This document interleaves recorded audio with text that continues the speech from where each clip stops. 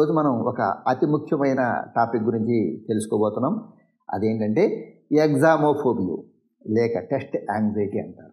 ఇది ఎక్కువగా స్టూడెంట్స్లో మరీ ముఖ్యంగా 30 సంవత్సరాల మధ్య వయసు వారిలో కనపడతా ఉంటుంది.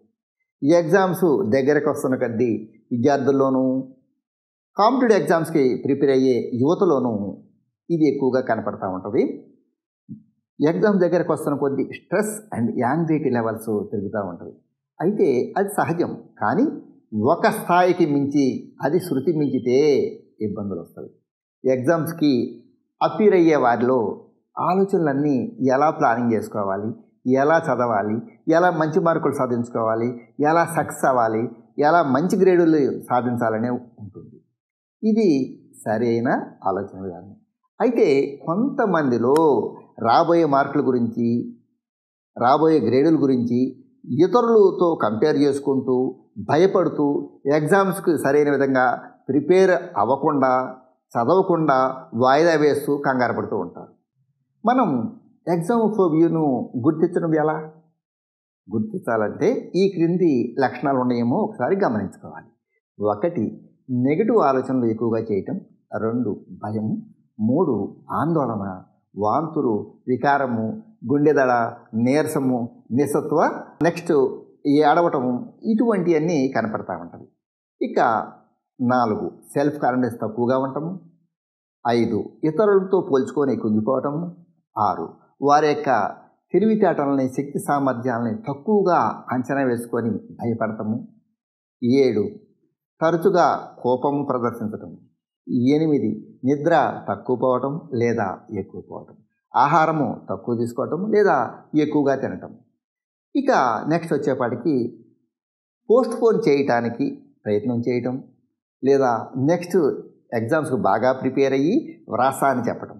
ఇంకొక ముఖ్యమైన విషయం ఏంటంటే చచ్చిపోతానని చెప్పేసి, చచ్చిపోవాలనిపిస్తుందని చెప్పేసి డైరెక్ట్గా లేక ఇండైరెక్ట్గా చెప్పటం. సిలబస్ను తలుచుకొని వర్రీ అవ్వటం. చదవకుండా ఎక్కువగా టీవీ, వీడియో గేమ్స్, చాటింగ్, ఫ్రెండ్స్తో ఎక్కువగా గడపటము, కాన్సన్ట్రేషన్ తక్కువగా ఉందని, మెమరీ సరిగా ఉండటం లేదని, మర్చిపోతున్నానని ఫీల్ అవుతూ ఉండటం. పైనవి చెప్పిన లక్షణాలన్నీ అన్నీ కానీ కొన్ని కానీ ఎక్కువ లేదా తక్కువ మోతాదులో కనిపించవచ్చు. ఎగ్జామోఫోబియాని ఎలా అధిగమించాలంటే సెల్ఫ్ అనాలిసిస్ చేసుకొని ప్రాబ్లమ్స్ను ఫైండ్ అవుట్ చేసి దాన్ని అధిగమించాలని ప్రయత్నం చేయటం, మనసుని అదుపులోకి తెచ్చుకోవటం, ప్రాపర్ ప్లానింగ్తో గోల్ సెట్ చేసుకొని వాటిని అమలు చేయటం, ఇతరులతో పోల్చుకోకపోవటం, అవైలబుల్ టైంను బట్టి బ్రాడ్ స్టడీయా, సెలెక్టివ్ స్టడీయా, రివిజనా అనేది నిర్ణయించుకోవటం. ముఖ్యంగా రివిజన్కి ఇంపార్టెన్స్ ఇవ్వటం. మీ మీద మీరు నమ్మకాన్ని పెంచుకోండి.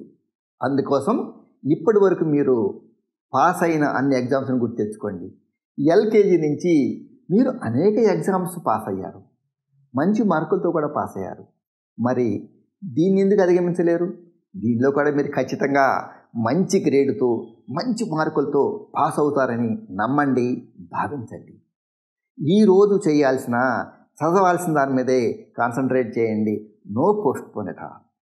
నెగటివ్ ఆలోచనలు, రిజల్ట్స్ గురించి, మార్కుల గురించి, గ్రేడ్ల గురించి వర్రీ అవ్వటము, ఇవి మానివేయండి. మీరు ఎగ్జామ్లో రాసిన దాని ప్రకారమే రిజల్ట్స్ ఉంటుందని, మీ యొక్క ఫలితం ఉంటుందని గమనించండి, గుర్తించండి.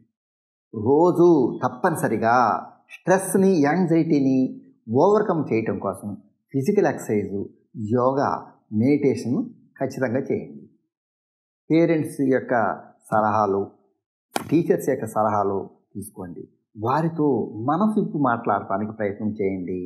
వారి యొక్క అనుభవము, వారి యొక్క సహాయ సహకారాలతో మీరు ఇబ్బందిని ఓవర్కమ్ చేయడానికి మీరు అవకాశం ఉంది.